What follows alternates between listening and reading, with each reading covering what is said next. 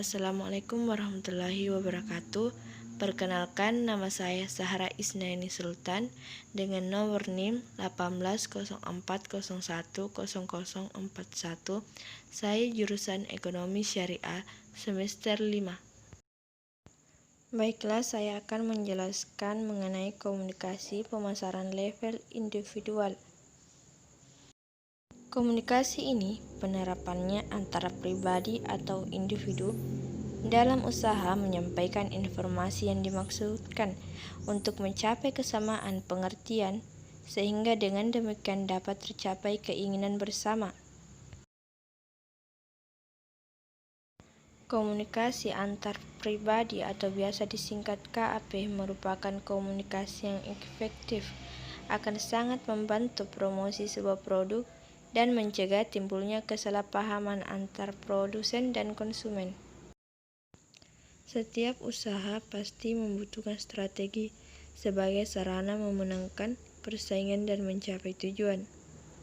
Strategi membutuhkan individu-individu yang cerdas dalam menciptakan konsep bisnis, namun juga membutuhkan individu-individu yang berani, gigih, dan ulet dalam mengimplementasikan cita-cita korporasi.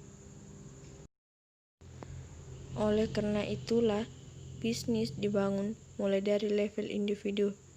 Sebuah korporasi besar yang dibangun dengan modal besar dan sasaran bisnis nasional atau bahkan internasional, atau biasa disebut dengan global, tidak akan berjalan baik tanpa individu-individu yang mumpuni.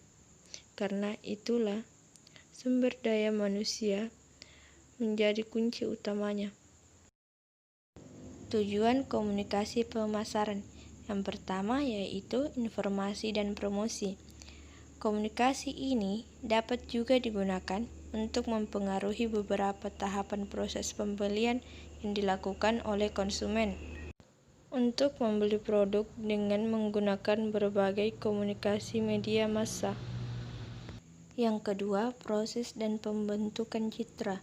Komunikasi ini dapat juga digunakan untuk mempengaruhi beberapa tahapan proses pembelian yang dilakukan oleh konsumen. Ketiga, integrasi. Komunikasi ini bisa digunakan secara efektif dan efisien agar konsumen mendapatkan gambaran yang jelas mengenai suatu produk. 4. Hubungan. Komunikasi juga bisa digunakan sebagai sarana untuk menyatukan berbagai macam bentuk hubungan yang dibangun oleh organisasi dengan konsumen. Selanjutnya yaitu 3 aspek menurut Judice Person memiliki karakteristik sebagai berikut. Yang pertama, KAP dimulai dengan diri pribadi, yaitu berbagai persepsi komunikasi yang menyangkut pemaknaan berpusat pada diri kita, artinya dipengaruhi oleh pengalaman dan pengamatan kita. Selanjutnya yang kedua, KAP bersifat transaksional. Yang dimaksud di sini yaitu anggapan ini mengacu pada pihak-pihak yang berkomunikasi secara serentak dan bersifat sejajar menyampaikan. Selanjutnya yang ketiga yaitu KAP mencangkup aspek-aspek isi pesan dan hubungan antar pribadi. Artinya, isi pesan ini dipengaruhi oleh hubungan antar pihak yang berkomunikasi. Ciri-ciri komunikasi antar pribadi atau yang disingkat dengan KAP. Ciri-ciri yang pertama yaitu selektif. Selektif dalam hal ini yaitu memilih orang yang dapat dipercaya sehingga bisnis atau usaha yang dilakukan dapat berjalan dengan baik sebagaimana yang diinginkan.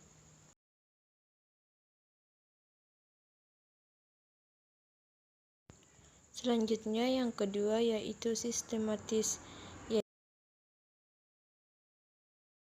Selanjutnya yang ketiga yaitu unik. Unik yang dimaksud dalam artian ini yaitu setiap orang dan hubungan personal itu unik.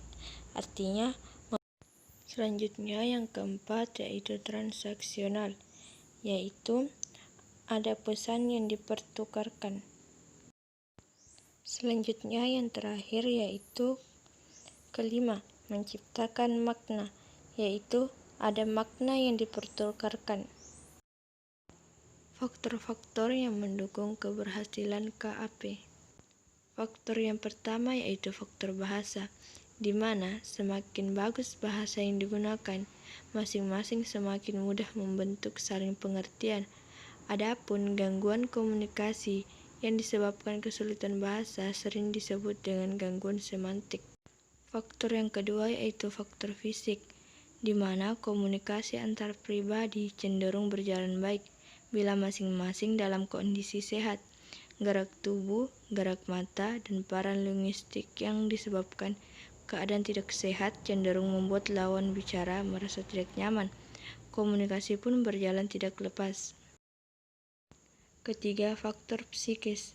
Komunikasi antar pribadi cenderung berjalan baik bila pada masing-masing memiliki gairah yang positif. Misalnya tidak ada kecurigaan, kebencian, dendam, ataupun predisposisi negatif, misalnya menyimpulkan lawan bicara yang bersumber dari keyakinan pada mitos. Dan yang terakhir, faktor lingkungan, di mana komunikasi antar pribadi akan berjalan baik bila lingkungan tempat berkomunikasi dalam suasana yang kondusif. Misalnya tidak ada gangguan dari suara bising kendaraan, suara ramai dari percakapan orang lain, suara pengeras suara, musik yang keras, dan lainnya. Bahkan juga bau-bauan yang tersebar dari selokan depan rumah yang menyengat akan mengganggu proses komunikasi antara pribadi.